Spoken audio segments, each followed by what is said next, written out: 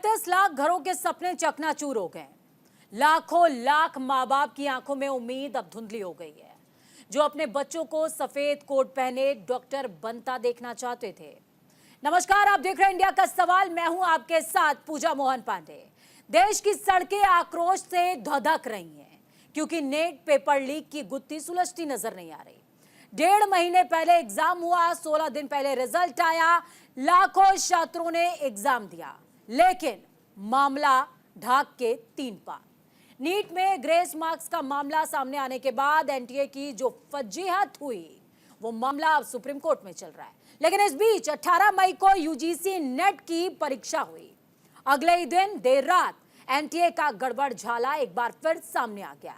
करीबन 9 लाख बच्चों को परीक्षा को लेकर के केंद्रीय शिक्षा मंत्रालय ने इसको रद्द कर दिया। जांच सीबीआई को सौंप दी गई। इससे साफ हो गया कि एनटीए यानी कि नेशनल टेस्टिंग एजेंसी की विश्वसनीयता पर सवाल है। कहा यह जाने लगा कि एनटीए मतलब नॉन ट्रस्टेबल एजेंसी। इस मसले पर सियासत आई है। प्रदर्शन पूरे देश में, जी हां, पूरे देश में हो रहा है। कांग्रेस कर रही है। कांग्रेस लगातार बीजेपी पर हमलावर है। इसके बीच सियासत चल रही है। धर्मेंद्र प्रधान ने छात्रों का भविष्य ना बर्बाद होने की बात कही, लेकिन सियासत अपने चरम पर। तो वहीं सियासत थमने का नाम दूर दूर तक लेती नजर नहीं आ रही। अपने ऊपर लगे आरोप पर तेजस्वी यादव ने मौन तोड़ते हुए कहा कि जिसको भी जांच करानी है करवा ले, मिलेगा कुछ नहीं, उन्हें कोई दिक्कत नहीं। सवाल यह है कि कौन है प्रीतम और तेजस्वी का उससे कनेक्शन क्या है। वहीं बीजेपी पूरी तरह से हमलावर है। लेकिन कल तक जो एनटीए के फ्री एंड फेयर एग्जाम कराने की बात करता रहा, अब उस एनटीए पर लगातार सवाल उठ रहे हैं कि कैसे नीट जैसी परीक्षा के पेपर लीक हो गए। लेकिन नीट पेपर लीक में बिहार कनेक्शन से हंगामा मचा हुआ है। सबसे बड़ा सवाल यह कि छात्रों के भविष्य के साथ खिलवाड़ का दोषी कौन। अगर छात्रों के भविष्य के साथ खिलवाड़ में राजनीतिक नेताओं का कनेक्शन है, तो ऐसे नेताओं के साथ कार्रवाई कब होगी, यह देश जानना चाहता है। राज्य में सरकार उनकी, केंद्र में सरकार उनकी, जांच एजेंसियां उनकी। हम ही कहते हैं मुख्यमंत्री जी को बुला ले मेरे साइड को। अरे चाहे पीए हो, पीएस हो, कोई हो, बुला करके पूछताछ कर ले, कोई अगर बात है तो। लेकिन जो उप मुख्यमंत्री लोग जो सवाल उठा रहे हैं, ईओयू तो आज तक कहा नहीं है इस बात को लेकर के। इनको तो रिपोर्ट करता है नहीं। ये तो बिना ज्ञान है, इन लोगों को ज्ञान नहीं है। जब मई में जब अरेस्टिंग हुआ था, तब से हम लोग आवाज़ उठा रहे हैं। भाई, जो लोग मेरा नाम घसीटना चाहते हैं, मेरे पीए का घसीटना चाहते हैं, इससे कोई फ़ायदा होने वाला नहीं है। अब वो तो जांच हो रही है, और जांच हो रही है, और उसकी जांच आर्थिक अपराध इकाई भी कर रही है।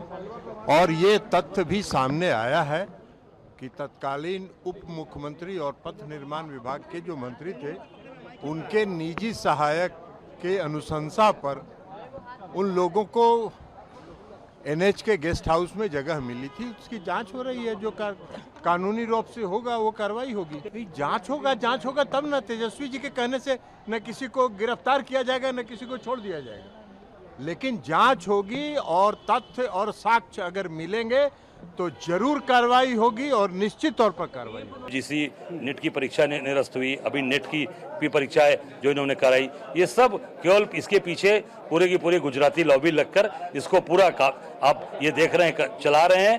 और जब ये चीजें सामने आ रही है, अभी पता मुझे चला कि एक पुलिस भर्ती में जो एग्जाम हुए थे, उसमें अहमदाबाद की कंपनी है एजुकेस्ट, वो कंपनी कराई थी, और उसका मालिक भी विदेश भाग गया। कैसे भाग गया? जैसे नीरव मोदी भागे, जैसे मेहुल चौकसी भागे, उसी तरह से भाग गए। अब जैसे नीरव मोदी और मेहुल चौकसी आ रहे हैं, वैसे वो भी आएगा। और बच्चों के भविष्य के साथ जो लोग खिलवाड़ कर रहे हैं, बिहार को बदनाम कर रहे हैं, सत्ता में रहते हैं तब भी नियुक्ति में घोटाला करते हैं, और सत्ता से बाहर रहते हैं तब भी नियुक्ति को प्रभावित करने का खेल खेलते हैं। बच्चों के भविष्य के साथ इस तरह के ये तमाम विषय लोगों के बीच चर्चा है।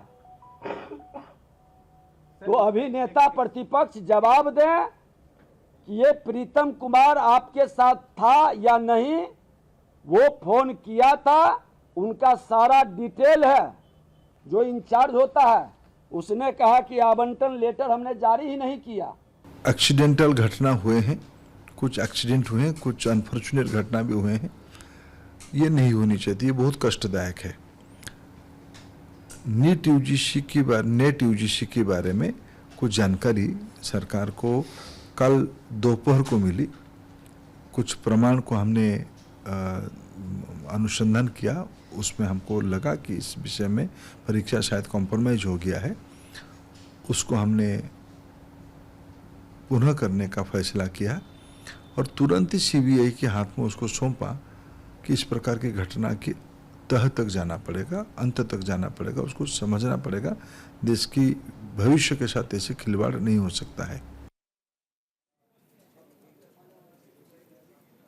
तो सबके अपने अपने बयान हैं, सबके अपने अपने पक्ष, लेकिन इस चर्चा को खास बनाने के लिए हमारे साथ में शुभेंदु शेखर अवस्थी जी हैं बीजेपी की तरफ से। शुभेंदु जी बहुत स्वागत है आपका। ईशान त्यागी जुड़े हमारे साथ में कांग्रेस से। ईशान जी बहुत स्वागत है आपका। प्रोफेसर भुवन भास्कर जोशी जी हैं हमारे साथ में समाजवादी पार्टी से, बहुत स्वागत है आपका भी। मनीष गुप्ता जी राजनीतिक विश्लेषक हमारे साथ में जुड़े हैं, बहुत स्वागत है आपका। सुबेद श्रीवास्तव जी जुड़े हुए हैं हमारे साथ में, एडुकेटर हैं आप, बहुत स्वागत है सर आपका भी। के शर्मा जी भी हमारे साथ में जुड़े हुए हैं। के शर्मा जी बहुत स्वागत है आपका। शुरुआत बीजेपी के साथ। बिहार में सर सरकार आपकी, गठबंधन आपका, भले ही नीतीश जी की सरकार है लेकिन गठबंधन तो आपका है सर, और सवाल भी बिहार से संबंधित है, क्या कहेंगे? देखिए पूजा जी, सबसे पहला कि ये जो घटना हुई है, चाहे वो नीट का एग्जामिनेशन हो या यूजीसी नेट का एग्जामिनेशन हो, वो बड़ा दुर्भाग्यपूर्ण है कि इन एग्जामिनेशंस के पेपर आउट हो गए, लीक हो गए।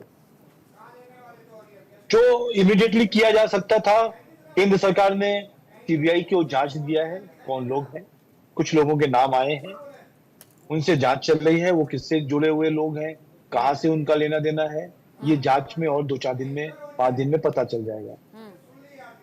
और तीसरी चीज कि ये जो लोग हैं, ये जो गैंग है, मैं बिल्कुल इसको बहुत अच्छी तरीके से बोलना चाहता हूं, जो ये गैंग है, ये कोई पॉलिटिकल गैंग नहीं है। इनको किसी भी सरकार हो, कोई भी सरकार हो, पेपर आउट कराने का इनको ठेका मिलता है। ये लोग पेपर को कहां से छपते हैं, कहां पे जाते हैं, कोई अब दसियों जगह पेपर जाते हैं। पहले तो ऑनलाइन होता था, अब तो बहुत जगह पेपर जाते हैं, और उस पेपर में भी कहां से ये लोग लीक करते हैं, किसको पकड़ते हैं। लेकिन मैं एक विषय आज तक नहीं समझ पाई, और ये सवाल मैंने कल अलग अलग प्लेटफॉर्म से पूछा भी था। अब आप प्रत्यक्ष हैं तो मैं आपसे पूछ ले रही हूँ, और ये सवाल मेरा सर सिर्फ आपसे नहीं है, बल्कि कांग्रेस के भी प्रतिनिधि यहाँ पर बैठे हुए हैं, सपा के भी प्रतिनिधि यहाँ पर बैठे हुए हैं, और भी लोग यहाँ पर बैठे हैं। सर जिन सियासी दलों की कैंडिडेट लिस्ट और सीएम का नाम लीक नहीं होता, लास्ट तक हम सस्पेंस में रहते हैं और पर्ची इधर से उधर जाती, तो हमें पता चलता है कि ये व्यक्ति अब सत्ता संभालने जा रहा है। उसके शासन के समय में सर पेपर लीक, और 1 नहीं, 2 नहीं, 3 नहीं, 4 नहीं, 5 नहीं, 8 नहीं, 41, 42, 46, 86, और बच्चों की तादाद करोड़ों में सर। पूजा जी बिल्कुल आपकी बात का मैं खुद अपने आपके चैनल पे बैठ के मैंने सेंटेंस बोला है कि ये बड़ा दुर्भाग्यपूर्ण है कि ये पेपर आउट हो रहे हैं और दोबारा पेपर होने पड़े। कई जगह पे दोबारा हुए, कई जगह पर, और अभी मैटर भी सुप्रीम कोर्ट में है, नीट का मैटर भी सुप्रीम कोर्ट में है। देखो, इसको बिल्कुल जीरो से खत्म करना पड़ेगा। ये बड़ा फंगस लगा हुआ है। एग्जाम 1 बार नहीं, 2 बार नहीं, 3 बार यदि रद्द करने पड़ते हैं तो रद्द करना चाहिए, क्योंकि ये वही लोग हैं जो कहीं ना कहीं पेपर को बेचकर ऐसे लोग जो मेधावी बच्चे हैं उनके आगे निकल जाएंगे। इसलिए रद्द करना जरूरी है यदि ये पता चलता है कि पेपर लीक हुआ है, कंप्रोमाइज हुआ है, जैसा कि हमारे एचआरडी मिनिस्टर ने कहा। दूसरा, जांच को हाईएस्ट लेवल, भारत की जो सबसे बड़ी एजेंसी है सीबीआई, उसको भी दिया गया कि कौन लोग हैं, जरा चेक करो ये सब चीजों को। तो दोनों चीजों को ऊपर बिल्कुल जीरो टॉलरेंस है। हम इस पक्ष को लेके विपक्ष के साथ हैं, इस विषय को लेके विपक्ष के साथ हैं कि जो लोग भी हैं, चाहे वो भारतीय जनता पार्टी के हो या विपक्ष के हो, या कोई और तीसरी पार्टी के हो या कोई गैंग हो, उनको सामने आना चाहिए, उनको पकड़ना चाहिए और ऐसी सजा होनी चाहिए जिसकी उसका कोई कंपैरिजन ना हो। आगे आने वाली उनकी पुश्तें ये भूल जाए कि इस तरीके की मनीष घटना करेगा जी तो मैं क्या आपके पास आऊंगी सर। मनीष जी मैं आपके पास आ रही हूँ। शुभेंदु जी ने कहा कि इन तमाम विषयों को लेकर के हम विपक्ष के साथ हैं और हम चाहते हैं कि कोई भले बीजेपी से जुड़ा हुआ हो, विपक्ष से जुड़ा हुआ हो, कहीं से भी कोई भी हो, जीरो टॉलरेंस हो और उस पर सख्त से सख्त कार्रवाई, एक तरीके का माइलस्टोन सेट होना चाहिए सर। लेकिन अभी तक जितना मैंने पढ़ा है 400 गिरफ्तारियां सर, 5 सरगना, कार्रवाई एक पर भी नहीं, 5 से 4 को क्लीन चिट दे दी गई सर। मनीष जी क्या मेरी आवाज आ रही है? बिल्कुल आ रही है, बोलिए सर। मैं बात कहना चाहता हूं, भाई बीजेपी वाले कह रहे हैं दुर्भाग्यपूर्ण घटना है और मैं ये कह रहा हूं ये एक तरीके से आतंकवादी घटना है, ठीक है ना। फर्क ये है कि इसे करने वाले वही लोग हैं जो अपराधी प्रवृत्ति के हैं और हम सबको मिलकर इसकी न केवल निंदा करनी है बल्कि सरकार को इस पर कड़ा एक्शन लेने की जरूरत है। अब मैं आपसे पूछता हूं, अगर कोई विपक्षी पार्टियों का सवाल उठाना जायज है, बिल्कुल ठीक है क्योंकि उनका काम है, लेकिन क्या विपक्षी पार्टियां एक मत में ये कहेंगी अगर इनका कोई कनेक्शन हमारे आदमी से निकला हम उसे पार्टी से निकाल देंगे? नहीं निकालेंगे। इसका मतलब है दोहरा चरित्र है। भाई ये बात तो सच है कि जो गलत है वो गलत है, जो गलत आज हो रहा है वो एकाएक आज नहीं हो गया, वो गलत पहले से होगा। 10 साल के शासन में भी लीक हुए होंगे, पता नहीं लगे होंगे, और उससे पहले मनमोहन सिंह की सरकार में ऐसा हुआ होगा, पता नहीं लगा होगा, और इसका इनडायरेक्टली देश को कितना नुकसान हुआ कोई नहीं जानता। लेकिन मैं ये पूछना चाहता हूं, तेजस्वी यादव इस तरीके से कह रहे थे कि उसे बुला लो, गिरफ्तार कर लो, अरे भाई जैसे आप उसे गिरफ्तार करेगी नहीं या कोई सीबीआई, सब लोग तुरंत कोर्ट पहुंचेंगे। सबसे महंगे सर मनमोहन सिंह की सरकार पर क्यों जाएंगे? मैं आपको अभी प्रत्यक्ष हाथ कंगर को आरसी क्या, पढ़े लिखे को फारसी क्या सर, राजस्थान का एग्जाम्पल ले लीजिए। गहलोत जी के समय में 18 पेपर लीक हुए, तो भजन लाल जी के समय में अभी उनको सत्ता संभाले कितना दिन हुआ है सर?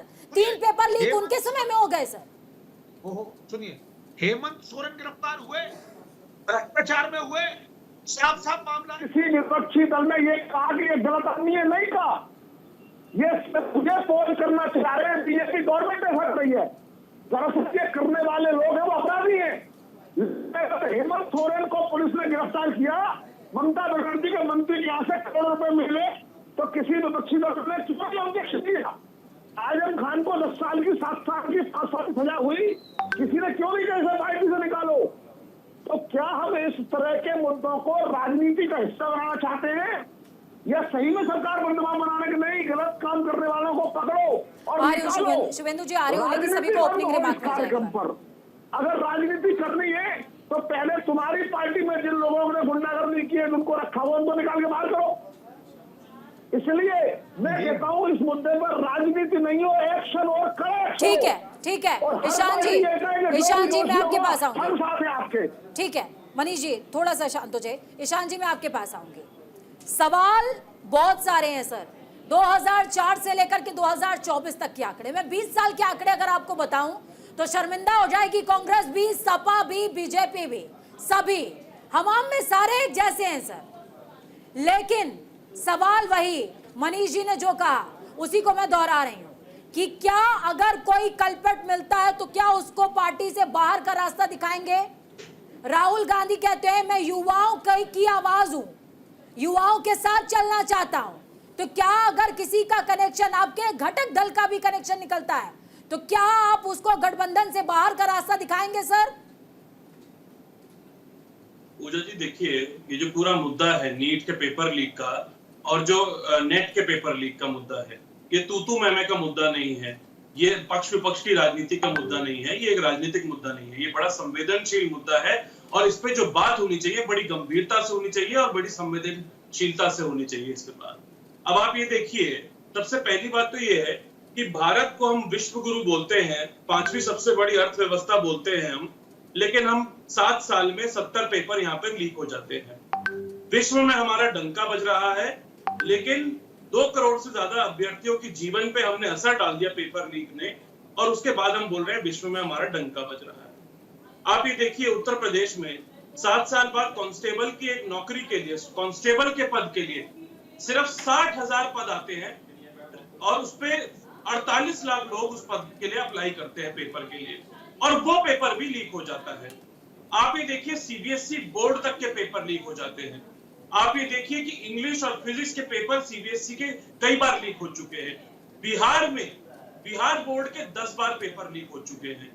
और उसके बाद अगर हम तूतू मैमे की राजनीति करें, पक्ष विपक्ष की राजनीति करें, वो बिल्कुल लगता है कि वो बिल्कुल भी उचित नहीं है और बिल्कुल भी ठीक नहीं है।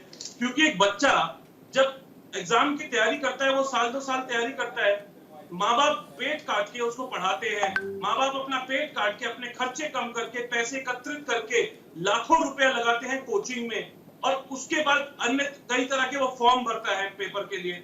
लेकिन जब उसके साथ ये छलावा होता है, जब ये होता है कि पेपर लीक हो गया और उस पर सरकार हमारी कुछ नहीं कर रही है, तो सोचिए उसको क्या हताशा होती होगी। अब आइए बात, आपने मेरे से सवाल पूछा कि क्या हम इस पे कार्रवाई करेंगे या नहीं करेंगे। देखिए, पहली बात तो ये है, अगर किसी का भी कनेक्शन निकलता है इससे, मैं कह रहा हूं किसी का भी, चाहे वो किसी भी पार्टी का हो, किसी भी दल का हो, किसी दल का हो या ना हो, जो भी गिरोह है उसको सबसे पहले पकड़े जाना चाहिए और उस पर कड़ी से कड़ी कार्रवाई होनी चाहिए। और जहां तक कि तथाकथित नाम आ रहा है एक व्यक्ति का, अमित आनंद, जो सबसे मुख्य आरोपी है इसमें बिहार में, उसकी एक तस्वीर है, ये देख लीजिए, आपके चैनल के माध्यम से मैं दिखा देता हूं। ये सम्राट चौधरी जी हैं जो इसके साथ खड़े हुए हैं, जो इसको सम्मानित कर रहे हैं, या वो उनको सम्मानित कर रहे हैं मुझे नहीं पता। ये सम्राट चौधरी जी हैं, बीजेपी से आते हैं और उसको सम्मानित करने का ही काम कर रहे हैं। तो इस पे भी एक नजर डालनी चाहिए। अब आइए बात धर्मेंद्र प्रधान जी पे, देश के शिक्षा मंत्री है, दूसरी बार शिक्षा मंत्री बने हैं, लेकिन वो सबसे पहले आते हैं, बिल्कुल खारिज कर देते हैं और एनटीए को क्लीन चिट दे देते हैं कि कोई भी पेपर लीक नहीं हुआ है। वो दिन प्रतिदिन अपने बयान बदलते जा रहे हैं। तो क्या ये उनका फेलियर है या नहीं है? क्या प्रधानमंत्री जी की इस पे अकाउंटेबिलिटी है या नहीं है? क्या प्रधानमंत्री जी सिर्फ सेल्फी खिंचवाना जानते हैं? क्या प्रधानमंत्री जी सिर्फ फोटो खिंचवाना जानते हैं? क्या प्रधानमंत्री जी जो परीक्षा पे चर्चा करना जानते हैं और एक पीआर मॉडल करना जानते हैं अपना? क्या वो देश के प्रति, क्या वो इन बच्चों के प्रति कोई उनकी गंभीरता से उनकी जवाबदेही है या नहीं है? क्या उनके किसी भी मंत्री की जवाबदेही है या नहीं है? भुवन जी के पास में अगर ये सवाल पूछ रहा है तो वो बच्चों के अधिकारों के लिए सवाल पूछ रहा है, वो बच्चों के हित के लिए सवाल पूछ रहा है। हम कोई राजनीति करने के लिए सवाल नहीं पूछ रहे हैं, हम बच्चों के हित के लिए सवाल पूछ रहे हैं। आपने सर, मैंने जो सवाल पूछा उसका जवाब तो दिया नहीं सर। पूजा जी, आप अगर किसी का कनेक्शन कहीं से निकलता है तो पार्टी से बाहर का रास्ता दिखाएंगे। तो आप उन बच्चों के बारे में, अगर ये पेपर कैंसिल भी हो जाता है तो आप उन बच्चों के बारे में दिया कि निकाल देना, जिन्होंने बड़ी ईमानदारी से पढ़ाई करी थी, उनका क्या होगा? वो दोबारा से पेपर देंगे। तो सरकार इस पर बहुत देरी कर रही है। सरकार को, ठीक है मनीष जी, थोड़ा सा कार्रवाई जल्दी कर। ईशान जी आ रही हूँ सर आपके पास में। देखिए, सभी को समय मिल जाए, ओपनिंग रिमार्क सभी लोग एक बार दे लें। भुवन जी, मैं आपके पास आऊंगी। सवाल बहुत सारे हैं और युवाओं की पार्टी के तौर पर उभरी समाजवादी पार्टी, अखिलेश यादव जिसका नेतृत्व कर रहे हैं, बहुत उम्मीद से युवाओं ने देखा, और खासकर उत्तर प्रदेश के युवाओं ने अखिलेश यादव की तरफ देखा, राहुल गांधी की तरफ देखा। राहुल गांधी जी से संबंधित और कांग्रेस से संबंधित सवाल पूछा, सवाल का जवाब देने के बजाय वो काट गए और बोल करके कि सियासी रास्ता नहीं इख्तियार करना चाहते, सियासी गलियारे में वापस से घुस गए। आप भी सर ऐसा करेंगे या कुछ स्पष्ट जवाब देने वाले हैं? देखिए, एक ही हफ्ते के अंदर 2 प्रतिष्ठित परीक्षा जो इस देश में आयोजित की जाती है, नीट और नेट, ये दोनों लीक होना उंगली नहीं पूरा इशारा करती हैं कि आज की जो मौजूदा सरकार है, 10 साल का कार्यकाल माननीय प्रधानमंत्री जी की वर्तमान एनडीए सरकार को हो गया है और 7 साल की हम लोग देखते हैं योगी सरकार को हो गया है। तो जिम्मेदारी से तो कैसे बच सकते हैं? आपको पता ही होगा, एचआरडी मिनिस्ट्री के अंतर्गत ये एनटीए जो इसकी परीक्षा को कराता है, उस पर भी आपने धर्मेंद्र प्रधान जी के बयान को सुनने का काम करा था। मैं खुद कई चैनलों में रहा, वो बार बार डिनाई करते रहे कि कोई इसमें किसी प्रकार की हेरा फेरी या किसी प्रकार का लीक नहीं है, और जबकि पूरा देश देख पा रहा था कि दो राज्यों से उसी समय काफ़ी कुछ गिरफ्तारियां भी हो पा रही थी। तो जब गिरफ्तारी हो पा रही थी और देश के जो शिक्षा मंत्री है जिन पे युवाओं की जिम्मेदारी है, वो लगातार उनको आरोपियों को लगातार क्लीन चिट देने का काम कर रहे थे और जो पुलिस के द्वारा गिरफ्तारी हो रही थी उसको भी डिनाई करने का काम कर रहे थे। लेकिन माननीय न्यायालय जी के द्वारा इस देश को विश्वास है और इस देश के विश्वास के कारण न्यायालय ने भी आज मुझे जो जानकारी मिल पाई है उस परीक्षा को लीक करने, उसको निरस्त करने का काम करा और वो परीक्षा दोबारा होने जा रही है। अब ये रही नेट की परीक्षा, ये तो अभी वर्तमान में हुई है। तो कहीं ना कहीं जो सरकार है अपनी जवाबदेही से बचने का काम कर रही है। और आपने एक बहुत, पांडे जी, बहुत अच्छा जो प्रश्न किया है, हमारे कांग्रेस के साथी से भी किया, हमारे गठबंधन के साथी है। निश्चित तौर पे युवाओं के भविष्य के लिए, देश के भविष्य के लिए हमें उन लोगों का साथ नहीं देना चाहिए और किसी भी दल में हों। और अभी मेरे साथी जो यहाँ पर राजनीतिक विश्लेषक के रूप में बैठे हैं, उन्होंने बात कर रहे थे अन्य राजनीतिक दलों के लोगों के बारे में बात करने के आ रहे थे। मैं कह रहा हूँ ये एनडीए सरकार तो मोस्ट करप्टेड सरकार है। कैसे आप देखिए प्रफुल्ल पटेल जी को सीबीआई, इनकम टैक्स, ईडी, फीडी जिनकी जांच चल रही थी वो सारा उनको क्लीन चिट मिला क्योंकि वो सरकार के साथ शामिल हो गई। एनडीए पे रहेंगे। मैं विषय पे आ रहा हूँ, नहीं उन्होंने कहा था, या तो उनको टोकते आप, उनको आपने टोका नहीं तो मैं कैसे अभेदान दे सकता हूँ। मेरे छोटे भाई हो, मेरे छोटे भाई हो तो उनको, अरे सर आपको मौका मिल चुका है सर। ओपनिंग रिमार्क ले लूं क्योंकि अभी ब्रेक हो जाएगा, फिर सबको मिल नहीं पाएगा मौका। एक बार ओपनिंग रिमार्क जी। छगन भुजबल की फाइल इसी सरकार में फाइल खो जाती है क्योंकि वो सरकार में शामिल हो गए, मोदी जी के गिरोह में शामिल हो गए। तो ये आज देश की व्यवस्था है। सरकार कितना भी बचना चाहे अपने जवाबदेही से, लेकिन आज मजबूत विपक्ष है, हम इनको बचने नहीं देंगे। ठीक है, बचने नहीं देंगे। के शर्मा जी आप क्या कहेंगे? ये मेरा ये कहना है कि हम एक पेशेंट के रूप में जब भी जाते हैं, अपने परिवार को लेके हॉस्पिटल जाते हैं, तो ये सोच के जाते हैं, अपने डॉक्टर को उस हाथ में देते हैं कि वो हमारा जान बचा लेगा। हम अपने जमीन बेचकर बहुत सारा, और पूजा जी आपका भी कभी या किसी घर में ऐसा हुआ होगा, जब हॉस्पिटल आप गई होंगी, तो ये विश्वास, भगवान, डॉक्टर को हम भगवान समझते हैं। यदि डॉक्टर यदि इस तरह से पेपर लीक होकर यदि सब कुछ ऐसे डॉक्टर बन जाते तो क्या वो डॉक्टर भगवान होते? नहीं होते। और जो डॉक्टर बन के जो फॉरेन में जा रहे हैं, आज ये सवालिया निशान उठ गया है कि देश विदेश में भी ऐसे डॉक्टर को क्या दूसरे हॉस्पिटल वाले को काम मिलेगा? भारत से आए हो, नीट एग्जाम पास करके तुमने डॉक्टर बना, नो कुछ डाउट है कहीं। तो ये कहीं ना कहीं देश विदेश में हमारी डंका जो बज रही है, वो डंका का जो निगेटिव पक्ष भी आएगा और हमारी वहां बेइज्जती भी हो रही है। तो मुझे लगता है कि छात्र की साथ जो खिलवाड़ हो रहा है, अब जो मान ले पेपर कैंसिल भी हो गया, उसके बाद जब दोबारा एग्जाम होगा तो आपको भी पता है कि जब हम पेपर जाते हैं तो दही खा के जाते हैं। क्यों? क्योंकि साथ में हम मेहनत के साथ साथ हमें लक भी चाहिए। क्या जो जेन्युइन बच्चे जो अच्छे टॉप किए होंगे, वो ऐसा नहीं कि सारे क्वेश्चन आउट करके या चोरी करके ही पास किए होंगे, नहीं, कुछ जेन्युइन जो बच्चे मेहनत करके जो अच्छे स्कोर लाए, क्या जरूरी नहीं कि वही सवाल उसके पास जो पढ़ के गया हो वही सवाल उसके फिर सामने रखा हो। कभी कभी ऐसा होता है कि हम 100 सवाल पढ़ के जाते हैं, वो 100 का सवाल उसी सवाल में आ जाता है। कभी कभी ऐसा होता है कि 50% सवाल। तो ये मैं कहना चाहता हूं कि आज जो पैसा बर्बाद हुआ, जो समय बर्बाद हुआ, इसका हिसाब कौन देगा? जो हमारे पॉकेट से, हम जनता की पॉकेट से जो इनकम टैक्स हम जो भरते हैं, जीएसटी देते हैं,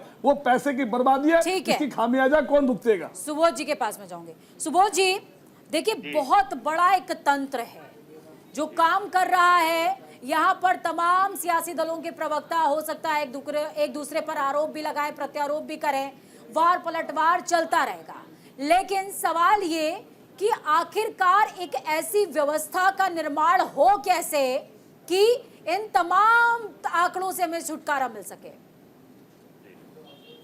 एज एजुकेटर मैं आपको बता दूं कि एक बच्चा जो मेडिकल की तैयारी करता है या इंजीनियरिंग की तैयारी करता है, सबको पता है कि इंडिया का बेस्ट ट्रेंड होता है वो, और 9th क्लास से ही बच्चे को ग्रूम करना शुरू किया जाता है, तब जाकर बच्चे को वो कम्पीट करता है।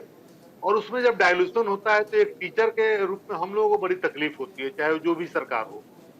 और इस तरह का मामला तो कई बार कई सरकारों में आया है, मैं उस पर नहीं जाना चाह रहा हूँ।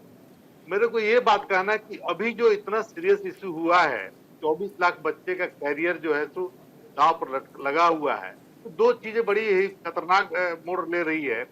एक तो यह है कि इतना कुछ के बावजूद भी तो बच्चों की काउंसलिंग शुरू होने जा रही है 6 तारीख से, और सुप्रीम कोर्ट में डेट 8 तारीख को है।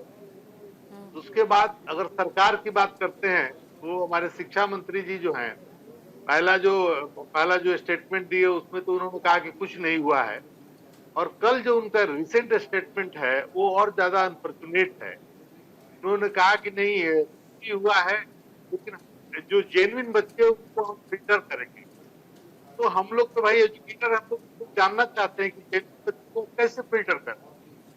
अगर 67 बच्चों को 720 नंबर आया है तो कैसे उसको हम फिल्टर करेंगे कि इसमें कौन जेन्युइन है, कौन दूसरा वाला है जिसको मिला है या जो भी बैकडोर से आया है। तो ये चीज जो है मीडिया वाले आपको की बहुत कुमारी है कि इस चीजों को हाईलाइट करें। हम लोग भी हाईलाइट कर रहे हैं, पर कोई एक्शन नहीं कर रहा है। सरकार जो है बिल्कुल प्रिजुडिस है। सरकार ने बना दिया कि हमको क्या करना है। अंदर प्रधान जी के सरकार किसी भी हाल में एक्सेप्ट नहीं करना चाहती कि लीक हुआ है। जिम्मेदारी लेनी चाहिए पूजा जी। आप बताओ ना कि जब देश में ठीक है सर, इसी सवाल के साथ वापस आऊंगी मैं। सवाल के साथ वापस आऊंगी। वक्त यहाँ पर एक छोटे से ब्रेक का है। ब्रेक के बाद जब वापस लौटूंगी तो सवाल वही सारे और जवाब ढूंढने की कोशिश होगी कि एक सकारात्मक दिशा की तरफ कैसे बढ़ा जाए। ब्रेक के बाद एक बार फिर से आप सभी का स्वागत है। माँ बाप पूरा जीवन खर्च कर देते हैं बच्चे के पीछे कि बच्चा अच्छा पढ़ जाए, लिख जाए, सेलेक्ट हो जाए, पूरे परिवार का जीवन संवर जाएगा, गरीबी से पूरा परिवार निकल जाएगा। लेकिन उनको क्या पता कि पेपर लीक हो जाएगा, रसूख वाले और पेपर लीक होने के साथ ये अरमान धरा का धरा रह जाएगा। चर्चा पर वापस लौटते एक बार फिर से मेहमानों से आपको मैं रूबरू करा देती हूँ। शुभेंदु शेखर अवस्थी जी हैं बीजेपी से हमारे साथ में, बहुत स्वागत सर एक बार फिर से। ईशान त्यागी जी हैं और प्रोफेसर भुवन भास्कर जोशी जी हैं समाजवादी पार्टी से। मनीष गुप्ता जी हैं राजनीतिक विश्लेषक। सुबेद श्रीवास्तव जी हैं एडवोकेटर हैं। के शर्मा जी हैं राजनीतिक विश्लेषक हैं। शुरुआत में शुभेंदु जी एक बार फिर से आप ही के साथ में करूंगी। सवाल बहुत सारे थे, कुछ सवाल ईशान जी के भी थे आपसे और कुछ सवाल मेरे भी थे। सवाल ये, इन्होंने तो साफ तौर पर बोला कि हम बहुत प्रमुखता के साथ में अपनी आवाज को बुलंद करेंगे, लेकिन कुछ ऐसे मुद्दे जिस पर प्रमुखता से बात होनी चाहिए। यहाँ पर प्रधानमंत्री जी को उन्होंने कोड किया कि परीक्षा पे चर्चा तो करते हैं, पेपर लीक पर चर्चा कब करेंगे? दोनों चीजें करेक्शन कर देता हूँ जिससे पहले शुभेंदु जी जवाब दे। ये जो सवाल है ये सिर्फ मेरे और आपके सवाल नहीं है, और जो हम आवाज मुखर कर रहे हैं वो सिर्फ अपनी आवाज मुखर नहीं कर रहे हैं। हम जो आवाज मुखर करने की बात कर रहे हैं, हम बच्चों की आवाज मुखर करने की बात कर रहे हैं जिनके पेपर लीक हो गए, जो करोड़ों माँ बाप। जवाब सुन लीजिए सर, जवाब सुन लीजिए। गार्जियंस उसमें इन्वॉल्व हैं, घर वाले इन्वॉल्व हैं। जवाबदार वही है सर इस समय, उन्हीं को जवाब देना, तो जवाब भी सुनिए। उन्हें जवाब देना चाहिए, वो जवाब देगा। मैं तो स्वागत करता हूं उनको जवाब। देखिए मैंने अपने पहले वक्तव्य में बिल्कुल क्लियरिटी में कहा है कि चाहे वो भारतीय जनता पार्टी, पहले बीजेपी का नाम लिया है, या कोई अपोजिशन का है, क्योंकि ये टॉपिक राजनीतिक है ही नहीं। और यदि इसको राजनीतिक तरीके से आप सॉर्ट आउट करने की कोशिश करेंगे तो राजस्थान के कितने या कांग्रेस के कितनी सरकारों में पेपर आउट हुए हैं। ये समस्या सभी राजनीतिक सरकारों में रही है। तो इसलिए आप या हम इसको ये कह के कि ये बीजेपी के कारण हो रहा है, या मैं ये कहूं कि राजस्थान में जब उनकी सरकार थी तो कांग्रेस की सरकार ने कराया, ऐसा जवाब मैं नहीं देना चाहता। मैं बड़ी शालीनता के साथ जवाब देना चाहता हूं कि ये राजनीतिक विषय नहीं है। और यदि भारतीय जनता पार्टी, मैं पहला अपना नाम ले रहा हूं, बीजेपी का कोई भी आदमी का इसके अंदर लिंक हो तो सरेआम चौराहे के ऊपर फांसी लगानी चाहिए। पूजा जी ने बड़ा इंपॉर्टेंट प्रश्न पूछा। हम तो अपने जुड़े हुए लोगों की बात बाद में कहते हैं, अपने पास के जो लोग हैं उनको सामने कहते हैं, कोई भी व्यक्ति क्यों ना हो। पर जब ये नाम आया कि ये तेजस्वी यादव का पीए है, आप लोगों ने किसी ने स्टेटमेंट दिया? सर लेकिन एक और नाम चल रहा है सर, सुनिए मेरी बात पूरी हो जाए। पूजा जी मेरी बात एक में 10 सेकंड में पूरा करूंगा। यहाँ पर किसी का कोई पार्टी है या एनडीए या इंडिया अलायंस का मैटर नहीं है। जो लोग भी इसमें जुड़े हैं उनको सामने, जांच के सामने आना चाहिए और उनके ऊपर जांच होनी चाहिए, कड़ी से कड़ी सजा होनी चाहिए। अब आता हूं आपके सोल्यूशन के ऊपर। इसके ऊपर काफी मंथन हुआ राजनीतिक विश्लेषक जी मनीष जी बैठे हुए हैं। एसके यादव जी हम लोग हमारे साथ में जुड़ गए हैं, एजुकेटर चेंज हो गए। एसके यादव जी जुड़े हैं, हाँ। बहुत स्वागत है एसके यादव जी जी जुड़े आपका। हुए। जी बोलिए सर, अब अपनी बात हम पूरी लोगों ने कीजिए। इस मंथन में ये देखा कि जब हम 2 करोड़ लोगों का या मास एग्जामिनेशन कराते हैं तो चांसेस ज्यादा होते हैं पेपर लीक होने के। वो राजनीतिक पार्टी कौन करा रही है ये अलग विषय है, यूपी में है, राजस्थान में हो, कहाँ पे हो रहा है।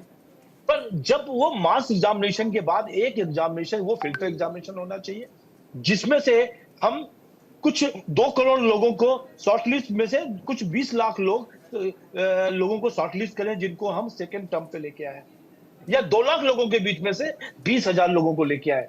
जब 20,000 लोगों का एग्जाम होगा, इन केस उसने पेपर एक प्रिलिमिनरी एग्जामिनेशन में यदि लीक होके पास भी हो गया तो सेकंड एग्जाम जो कंट्रोल्ड वे में हो सकता है उसको भी कराना चाहिए, एंड देन थर्ड एग्जामिनेशन भी एडमिट होना नहीं चाहिए। सर, सॉल्यूशन ठीक है, सॉल्यूशन ठीक है, मैं एक्सेप्ट कर रही हूँ सर। लेकिन यहाँ पर एक क्वेश्चन है मेरा सर, एक क्वेश्चन है मेरा कि क्या इन दोनों ही तरह के एग्जाम्स के चार्जेस होने चाहिए? क्योंकि नीट का तो अब बच्चा 1100 दे रहा है, 1800 दे रहा है, फिर उसके बाद वो अगली स्टेज के लिए भी पैसे देगा क्या? नहीं, एग्जाम का कोई पैसा नहीं होना चाहिए किसी भी स्टूडेंट का। ये पैसा किस पे जाएगा? 2 करोड़ कहाँ लोगों से आएगी का, पैसा? ये 2 करोड़ लोगों का एग्जाम होता है, मैं तो आपके सामने खुद कह रहा हूँ। लेकिन ये पैसा जो बर्बाद होगा। रुकिए के शर्मा जी, रुकिए एक मिनट, अरे उनको आप बोलने कीजिए, दीजिए। मैंने तो ये कहा 1100 रुपए भी नहीं लेने चाहिए बच्चों से। बच्चों से कोई पैसा नहीं लेना चाहिए, सरकार को बियर करना चाहिए, मैं आपके चैनल पे कह रहा हूँ। और उसके बाद जो फाइनल राउंड में पहुंचेगा, फिल्टर होके जो 20,000 लोगों का एग्जाम है उसको बंद कमरे में एग्जाम होना चाहिए, उसका पेपर नहीं अलाउड हो सकता। इसलिए कुछ तरीके निकालने पड़ेंगे हमको, जो सिंगल एग्जामिनेशन को जो सिस्टम है इसको छोड़ के वापस पुराने सिस्टम में IIT का एग्जाम होता है। ईशान त्यागी जी काउंटर है आपका, ईशान जी काउंटर। देखिए जेई का जो एग्जाम होता है वो स्क्रीन पर लेकर के आइएगा शुभेंदु शेखर जी को और ईशान जी को। हाँ बोलिए सर। जो एग्जाम होते हैं, जो इंजीनियरिंग के एंट्रेंस एग्जाम होते हैं, पहले IIT होता था, IIEEE सब अलग अलग होता था। सरकार ने चलिए पॉलिसी चेंज, सब पास किया, मेंस कर दिया, एडवांस कर दिया। लेकिन आप ये देखिए जो NTB की एजेंसी बनी है वो लगभग 6 साल पहले बनी है और एक ऑटोनॉमस बॉडी है, और ऑटोनॉमस बॉडी सीधा सीधा सरकार के अंडर आती है। अगर आप उसको सीधा क्लीन चिट दे देंगे लाके और उसको उस पर कोई कार्रवाई नहीं करेंगे तो आप पहले तो ये स्पष्ट करें कि आप किन लोगों को बचाने का काम कर रहे हैं। अब आइए तथाकथित बात इस पे तेजस्वी यादव जी की जो एंगल ये लोग लेकर आ रहे हैं। एक प्रीतम कुमार करके व्यक्ति है जिनका नाम ये लोग बार बार बोल रहे हैं कि ये मुख्य आरोपी है उसमें, और शायद उन्होंने कोई गेस्ट हाउस बुक किया है या क्या बेनिफिशियरी है वो। तो वो कोई निजी पीए तो है नहीं, वो बिहार कैडर के, बिहार एडमिनिस्ट्रेशन के व्यक्ति हैं और सरकार आपकी वहां पर है, आप जेडीयू के साथ सरकार में है, वहां पे आपकी डबल इंजन की सरकार है वहां पे, तो करिए ना कार्रवाई। आप बुलाइए ना कार्रवाई, आपको लगता है कि कार्रवाई नहीं हो रही है? लेकिन आपको लगता है कार्रवाई नहीं हो रही है? आप सिर्फ राजनीति करना चाहेंगे, कोई राजनीति नहीं है यहाँ पे, राजनीति विषय नहीं है। ये तो बड़े चिंता का विषय है बच्चों के लिए। आपको राजनीतिक विषय लग रहा होगा। आप सुन लीजिए पहले पूरी बात, आपके बीच में नहीं बोला था। अब आप आइए गुजरात पे। गुजरात इस समय गढ़ बन गया है पेपर लीक का। 14 पेपर लीक हुए वहां पे पिछले कुछ वर्षों में, और मुझे नहीं पता कि 20 साल से ज्यादा सरकार है वहां पर, कैसे हो जा रहा है भाई? आपके 2 साल में 12 पेपर राजस्थान में लीक हुए, 12 पेपर राजस्थान में लीक हुए। आज का मैं आपको वाक्य बता देता हूँ प्रीति जी, पूजा जी, आप बताओ ना, राजस्थान में भी लीक हुए। इनके शिक्षा मंत्री से जब एक निजी चैनल के पत्रकार ने पूछा कि नीट का पेपर लीक हो गया है, नीट का पेपर लीक हो गया, वो बच्चे क्या करें, तो वो बोल रहे हैं कि अरे पूरा देश योगमय है, पूरा देश योगमय है। अरे ये बताइए नीट के पेपर का क्या होगा, बच्चे क्या करें? पूरा देश योगमय है। बातों को भटकाओ मत ईशान त्यागी, बातों को मत भटकाओ। जिस तरीके से गुजरात यूपी भारत हर जगह पे पेपर लीक हुआ, वैसे राजस्थान में भी लीक हुआ है। अगर इस तरह के तो आप यदि इतने समझदार थे आप, तो राजस्थान के अंदर पेपर लीक को क्यों नहीं रोक पाए? राजस्थान में क्यों नहीं रोक पाए? जवाब दो ना पहले। 10 साल से सरकार है, ये किसी राजनीतिक दल का काम नहीं है। सेंटर बीजेपी के नेता द्वारा संचालित एक कॉलेज है या स्कूल है, उसी सेंटर से 6 टॉपर आए जिनके 720 नंबर आए हैं। अरे सारे कोइंसिडेंस आप ही के साथ होंगे क्या? ये नहीं। और ईशान त्यागी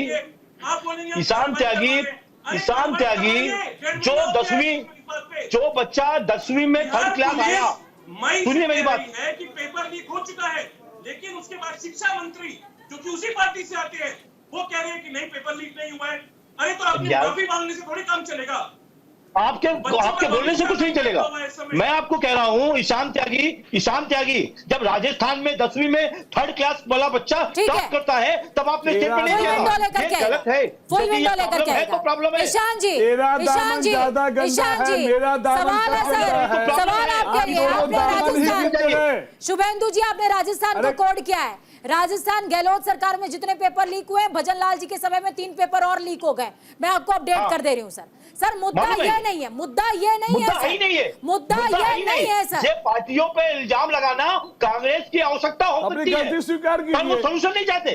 मैं चाहता हूँ कि सोल्यूशन हो, कि आगे कोई एग्जाम फेल ना हो, आपका काम निकल जाता है। आपकी पार्टी ने शुभेंदु जी, मुझे बहुत खुशी हुई सर कि आप कम से कम इस बात को एक्सेप्ट कर रहे हैं कि मुद्दा सियासी नहीं है। लेकिन बिल्कुल मैं ये भी समझना चाहूंगी आपसे कि क्या केंद्र सरकार की जिम्मेदारी या शिक्षा मंत्री की जिम्मेदारी नहीं होनी चाहिए एक बेहतर व्यवस्था देने की? पूरी है। मैं तो पूजा जी कह रहा हूँ, पूरी है जिम्मेदारी के साथ बोलो। जनता का सामने लीजिए ना, टीवी पे आके बोलिए। जिम्मेदारी ले लो। शिक्षा मंत्री के ऊपर, देश की सरकार के ऊपर जिम्मेदारी होनी चाहिए। मैं तो मानता हूँ, क्यों नहीं होनी चाहिए, पर उसका सोल्यूशन क्या है? यदि पेपर लीक हुआ है तो अगर गलती मान ली है शिक्षा मंत्री ने तो इस्तीफा दिलवा दीजिए उनसे, बोलिए इस्तीफा दे वो आके कि मेरे से गलती हुई है कि मैं नहीं कर पा रहा हूँ, मैं नहीं चला सकता ये मंत्रालय, मैं नहीं फिर सियासी हो गए। देखिए ईशान त्यागी, आप फिर से सियासी हो गए। मैं सियासी सर एक बात बताइए ईशान जी, एक बात बताइए, इन 24 लाख बच्चों की मेहनत बर्बाद हुई, आपका ईगो सेटिस्फाई हो जाएगा इस्तीफा लेके? सर 9 लाख बच्चों का और भविष्य बर्बाद हुआ, ईगो सेटिस्फाई हो जाएगा इस्तीफा लेके? 1.5 करोड़ तादाद है सर, 1.5 करोड़ तादाद है बच्चों की, नौकरी के लिए जूझ रहे बच्चे। बट जिम्मेदारी लेनी पड़ेगी, इस्तीफा सोल्यूशन नहीं है, उससे कुछ नहीं होगा। नए कानून बनाने पड़ेंगे, नए सुरक्षा कवच बनाने पड़ेंगे। जिस तरह से अभिमन्यु एक ऐसे चक्रव्यूह में ऐसा 7 लेयर्स चक्रव्यूह बनाओ जिससे कभी भी क्वेश्चन आउट हो ही नहीं पाए, ऐसा एक चक्रव्यूह बनाओ और सोल्यूशन लाओ। और ये वादा करो कि आज के बाद यदि फिर दोबारा हुआ तो हम ईश्वर इस्तीफा दे देंगे। ईश्वर इस्तीफा की जरूरत नहीं है, हमें नहीं चाहिए, बट अगली बार जरूर। इसीलिए मैंने कहा शुभेंदु जी एक बात बताइए, पूजा जी मुझे सिर्फ एक बात स्पष्ट कर दीजिए जी, बोलिए। 100 लोग ट्रेन एक्सीडेंट में मर जाते हैं और कवच लेकर आए थे, सुरक्षा कवच, उस सुरक्षा कवच लेकर आए थे, आया ही नहीं, एक साल में आया ही नहीं, दोबारा हो गया। सर आप कहाँ से कहाँ चले गए? मनीष जी बोले। अरे ये ईगो सेटिस्फाई करने की बात थोड़ी है, ये जवाब नहीं सेट करने की बात है सर। जवाब का तरीका ये नहीं है सर, जवाब मैं ले रही हूँ सर। अगर नहीं दे पा रहे तो आप इस्तीफा दीजिए। आप अगर इनकेपेबल हैं, अगर आप काबिलियत नहीं है मंत्रालय चलाने की, तो इस्तीफा दीजिए। आपने गहलोत साहब से इस्तीफा लिया क्या? बताइए मनीष जी, अरे आप की बात करते हैं ना, इस्तीफा सोल्यूशन नहीं है। शुभेंदु जी इस बात को सही कह रहे हैं। किसान जी इस बात को भी मानिए कि अब आगे क्या होगा, क्या यही गलतियां कब रुकेगी ये, कब तक हम ऐसे चीजों को देखते रहेंगे? किसान जी ये इंपॉर्टेंट है, इस्तीफा से कोई फर्क नहीं पड़ेगा, फिर नहीं आएंगे, फिर वही होगा। Solution is the important. के शर्मा जी एक बार सुन लीजिए सर, देखिए अभी 6 से 7 मिनट का समय बाकी है, तो एक बार सभी बड़ी अच्छी बात कह रहे थे, ईशान त्यागी बड़ी अच्छी बात कह रहे थे कि कवच लेके आए थे, क्या हुआ, दुर्घटना हो गई। बात बिल्कुल सही है, हम ये जानते हैं कि कवच लेकर आए यानी कोई बेटर निषेध था। अरे आया ही नहीं, सिर्फ वो बोला गया, मनीष जी बोला गया, लाया नहीं गया। सर आप लोग कहाँ कवच पर चले गए? करते हैं सर, बच्चों के भविष्य के कवच की बात कीजिए सर। 2014 से पहले रैली नहीं चलती थी मनीष जी। बच्चों के भविष्य के कवच की बात कीजिए। हो सकता है लोको पायलट ऐसे ही किसी पेपर लीक से आया हो सर, हो सकता है लोको पायलट ऐसे ही किसी पेपर लीक से आया हो। 50 लाख रुपए प्रति किलोमीटर का खर्चा है कवच में, और 10,000 किलोमीटर का काम हो चुका है और लगातार हो रहा है, चीजों को डेवलप हो रही है। एक बार मैं सभी के ऑडियो को थोड़ा सा डाउन कीजिएगा, एसके यादव जी के पास जाऊंगे। एस के यादव जी, एक एजुकेशन सिस्टम की बात अगर लगातार हो रही है, शुभेंदु शेखर जी 3 लेयर एग्जाम की बात कर रहे हैं, ये कितना पॉसिबल है और कितना सक्सेसफुल ये हो सकता है? इसके बाद मैं शुभेंदु जी से एक और सवाल पूछूंगी। सबसे पहले मैं बताना चाहूंगा कि जो एनटीए एग्जाम करा रहा है नीट का, इस पेपर लीक क्यों हो रहा है? हर साल लीक क्यों हो रहा है? अगर देखा जाए तो बच्चों का भविष्य, 24 लाख बच्चे लगभग एग्जाम दे रहे हैं और उन 24 लाख बच्चों के साथ क्या हो रहा है? वो बच्चे आज के समय में परेशान हैं, उनको समझ में नहीं आ रहा है कि हम क्या करें, अपनी जिंदगी में आगे बढ़ें कि पीछे जाए, वो कैसे अपने आप को आगे ले जा पाए, ये अपने आप को बच्चा सोच नहीं पा रहा है। पेपर लीक हो रहा है, 720 मार्क्स में 655 प्लस में मेरिट बन रही है, क्या ये कोई सोच सकता है? अगर नीट में मार्क्स देखा जाए तो जो मार्क्स आ रहे हैं वो कितने आ रहे हैं? पिछली बार 610 पे जो बच्चा सेलेक्ट हो गया था, इस बार 655 प्लस चाहिए, तो बच्चे कितने मार्क्स? 720 आउट ऑफ 720 मार्क्स में अगर देखा जाए तो जो बच्चा है वो एम्स नहीं पा सकता है, जो कि सभी बच्चे फर्स्ट रैंक ला रहे हैं। तो बच्चा कैसे पढ़ाई करेगा, क्या मार्क्स लाए, ये सबसे इम्पोर्टेंट बात है। और एनटीए, जैसा कि मैं देख पा रहा हूँ कि एनटीए का मतलब बोला जा रहा है कि नॉन ट्रस्टेबल एजेंसी बन चुकी है, इस पे कोई ट्रस्ट कर ही नहीं रहा है, कोई बच्चा नहीं कर रहा है, कोई भी समझ नहीं पा रहा है तो हो क्या रहा है कि एग्जाम को रीनीट कराने में क्या दिक्कत क्या आ रही है। ठीक है, शुभेंदु जी के पास मैं वापस जाऊंगी। शुभेंदु जी, सवाल है मेरा आपसे सर आपने एक सिस्टम की बात करी, सिस्टम पे बाद में आएंगे सर, लेकिन एनटीए की कुछ इंटरनल जांच चल रही है सर। क्या धर्मेंद्र प्रधान जी कोई मीटिंग वगैरह कर रहे हैं? बार बार लीक 5 साल के अंदर 41 लीक, कैसे सर? तीन बड़ी पिछले 3 महीने में 3 बड़ी हाई लेवल मीटिंग हुई है और उसमें होम मिनिस्ट्री के लोग कितने दिनों में कोट किया सर आपने? कितने दिनों में? 3 महीने में 3 बार, 3 महीने में 3 बार। और ये उस समय पे भी हुई जब चुनाव भी चल रहा था, फरवरी के बाद से। मैं अभी आपको बताना चाहता हूँ कि फरवरी के बाद से 3 मीटिंग हुई है और उसमें हाई लेवल मीटिंग हुई है और उसमें वो लोग बैठे हैं जो बड़े बड़े चीजों को बड़े ज्ञाता हैं, उन्होंने अपने अपने सुझाव भी दिए हैं और इंटरनल सिस्टम को 100% रिव्यू किया गया है। और उनके जो लोग, फिर भी सर 400 गिरफ्तारियां हुई, कार्रवाई एक पर नहीं हुई, क्यों नहीं हुई? देखिए, गिरफ्तारी होना, देखो पूजा, गिरफ्तारी होने के बाद जांच होने के बाद, देखिए कार्रवाई मतलब क्या है? जांच हो रही है। देखो ईशान जी, अभी मत बोलो कार्रवाई, ईशान जी सुनिए, मौका दूंगी सुनिए ईशान जी सुनो, कार्रवाई मतलब हमने 400 लोगों को आइडेंटिफाई किया कि ये लोग हो सकते हैं और उसकी जांच हो रही है, उनकी कॉल की जांच हो रही है, उनकी फोरेंसिक जांच हो रही है। फोरेंसिक जांच मतलब आप सोचिए कि उनके टेलीफोन, उनके लैपटॉप और उसके जितने कॉल हुए हैं पिछले 2 महीने में, 4 महीने में, उनका वो सब निकाला जा रहा है। उस जांच के बाद उस 400 लोगों में से जो कल्प्रिट होंगे उस पर एक्शन होगा। उसमें समय लग रहा है, पर 5 साल समझ लीजिए ईशान जी सर, ये आंकड़ा 5 साल का बता रही हूं मैं। कब तक मुंगरीलाल का असली सपने दिखाओगे? कब तक मुंगरीलाल का असली सपने दिखाओगे? बड़े बड़े वादे किए थे, 2014 में सरकार ऐसे बनाएंगे, वैसे बनाएंगे, सब हवा निकल गया। बातें करना आसान है, हवा में आसान है। के शर्मा जी रुक जाइए। इजीली कोर्ट में जाकर बड़ी इजीली बेल मिल जाएगी, इसलिए बिना जांच के और जांच के साथ सबूत के साथ कोर्ट पे ले जाना होता है। इजीली बेल और हाथ बेल नहीं होता। भुवन जी बोलेगा, भुवन जी का काउंटर है, भुवन जी बोले। देखिए, हम ये कहना चाहते हैं, आज सरकार कहती है कि हमारा डंका बज रहा है, देश विदेश में इनका डंका बज रहा है, सरकार ये दावा करती है और हम ये कह रहे हैं कि युवाओं को डंक मारने वाली ये सरकार है। मैं आपको बहुत जिम्मेदारी से बताना चाहता हूँ, वर्षा लड़की थी, उसकी परीक्षा लीक हुई, पुलिस परीक्षा लीक हुई, वो आत्महत्या करती देती है। ये उत्तर प्रदेश फिरोजाबाद की बालिका थी।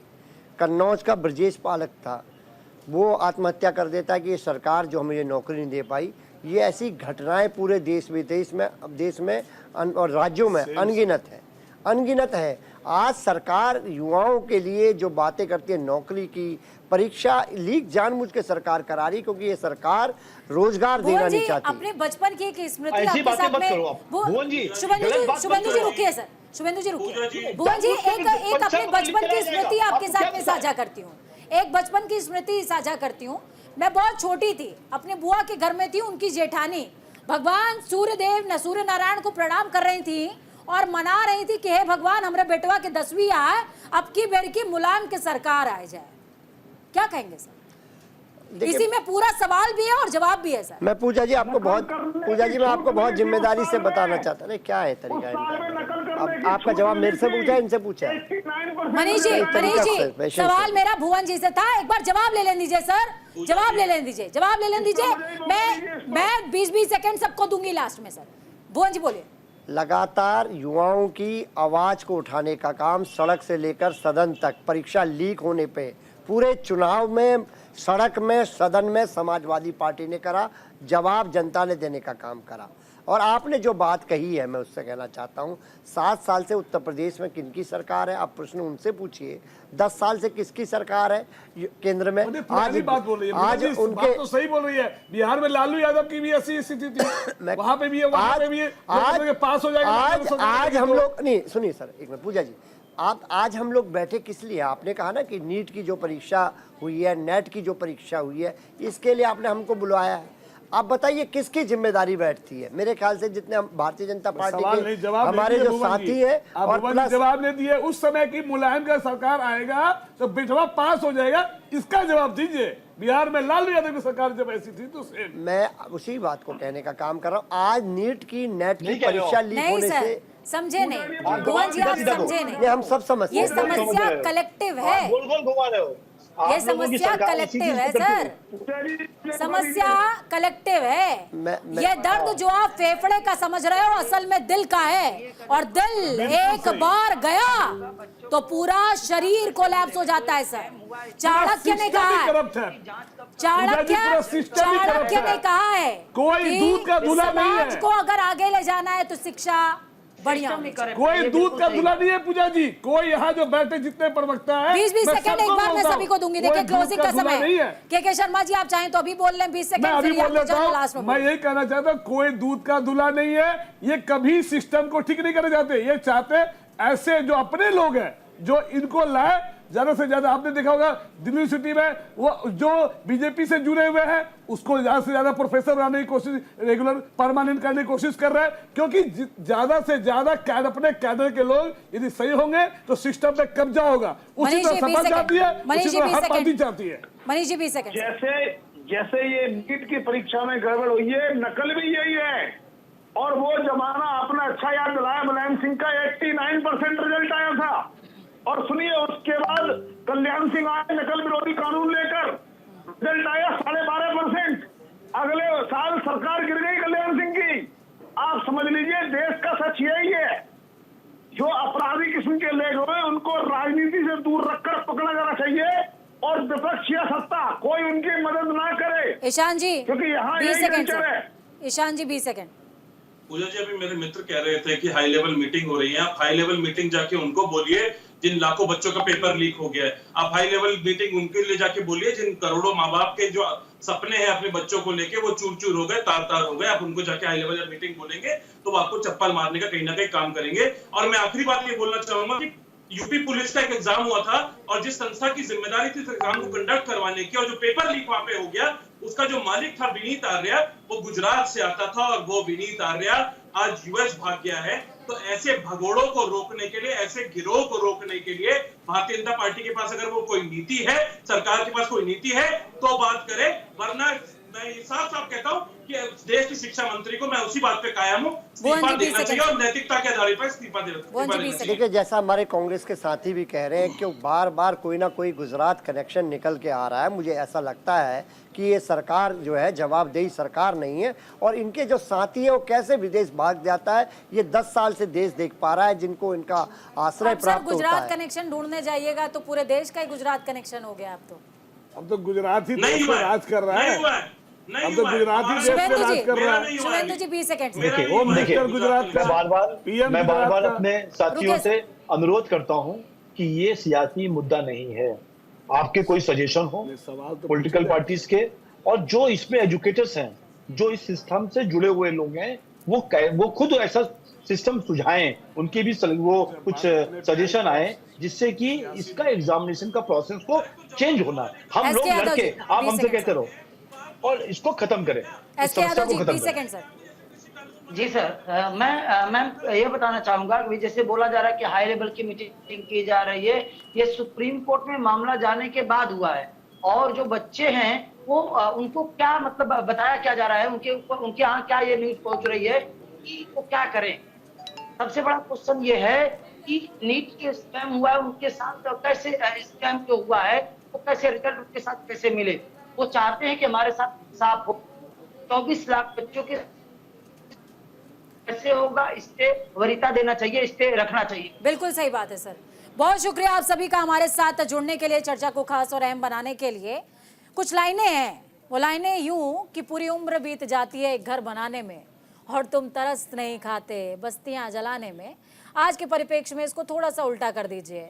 पूरी उम्र बीत जाती है एग्जाम की प्रिपरेशन करवाने में और तुम तरस नहीं खाते पेपर लीक को कंट्रोल करवाने में। फिलहाल इस चर्चा में इतना ही। सकारात्मक दिशा की तरफ सोचिए, सरकार चुनिए तो ध्यान से चुनिए, और बच्चे का जब एग्जाम हो रहा हो तो भी थोड़ा सा दिमाग लगाइए कि क्या प्लान बी हमारे दिमाग में होना चाहिए, क्योंकि सरकार तो फेलियर साबित हो रही है। वक्त छोटे से ब्रेक का।